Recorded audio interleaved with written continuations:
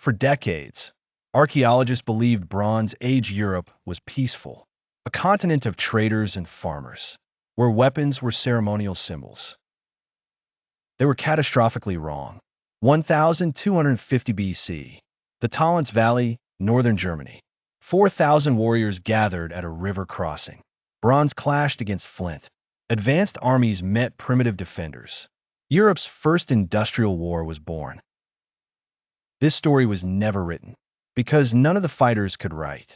A battle hidden for 3,000 years, until archaeology revealed the truth. Europe had always been at war. The discovery began in 1996. An amateur archaeologist walking along the Tollense River. He spotted a bone protruding from the muddy bank, an arm bone, with a bronze arrowhead embedded in the elbow. 25 years of excavation revealed the impossible. A 1.8-mile stretch of riverbank, packed with 12,500 bone fragments, 300 bronze and flint weapons, remains of at least 150 warriors, evidence of the largest Bronze Age battle ever discovered. The real shock was the scale. In an area with maybe 5 people per square kilometer, thousands had died in a single day. Where had they come from? The answer lay in the causeway, a 120-meter wooden bridge crossing the Tollense River, built 500 years before the battle, part of a crucial trade route connecting the Baltic Sea to Central Europe. Tin from Britain flowed south. Amber from the Baltic traveled west. Bronze weapons moved north. Control this crossing, control Northern Europe's wealth. Two armies faced each other across the narrow river. On one side, local defenders, warriors in leather jerkins and wool cloaks, armed with flint-tipped spears and wooden clubs, some carrying crude bronze knives, fighting for their homeland. On the other side, something Europe had never seen, a professional army, warriors in bronze scale armor and leather helmets, carrying bronze swords with decorated hilts, bronze-tipped spears with ashwood shafts, composite bows firing bronze-pointed arrows, bronze axes imported from Bohemia. These weren't locals. Isotope analysis revealed they'd grown up hundreds of kilometers away, in southern Germany, eastern France, the Czech Republic, a multinational force that had traveled across Europe. They were mercenaries, professional killers following the wealth.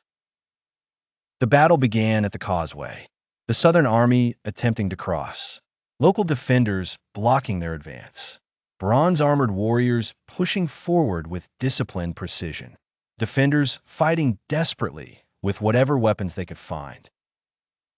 Arrowheads tell the story. Hundreds of bronze-tipped arrows from standardized Southern European workshops, mixed with crude flint points made by local craftsmen. Two different technologies, two different worlds, clashing over control of Europe's future. The fighting was horrifically efficient. No wounds show signs of healing. The entire battle lasted less than a day, maybe just hours. 4,000 trained killers had perfected mass murder. Bodies piled at Weltzen 20 excavation site. 1,478 bones in just 12 square meters. Either a final pocket of resistance, or corpses deliberately stacked for psychological effect. Young men aged 20 to 40, destroyed by Bronze Age industrial warfare. These weren't untrained farmers. A quarter of the skeletons show healed fractures from earlier battles. 3 skulls have healed wounds from previous conflicts. These were veteran warriors, professional soldiers who lived by violence and died by it. The Southern Army had come prepared. Bronze toolkits containing metalworking equipment, scrap bronze functioning as prehistoric currency, sophisticated logistics supporting long-distance warfare. The psychological impact was devastating. Before Tollense, archaeologists believed large-scale warfare didn't exist in Bronze Age Europe. That complex military organization was impossible. That professional armies were centuries away. Tollense proved them wrong. By 1250 BC, Europe had already developed standing armies. long-distance military recruitment, standardized weapons production, professional warrior classes, economic warfare over trade routes. The battle marked a turning point, not just in warfare, but in human psychology. The realization that organized violence could reshape continents. That economic control required military power. No one recorded the battle. Writing wouldn't reach Northern Europe for another 1,000 years. The dead were left where they fell, slowly covered by river sediment and peat. The impact echoed across generations. The survivors scattered. Trade routes shifted. The balance of power changed. Europe learned its first lesson in industrial warfare. The Tollense Valley battle wasn't an anomaly.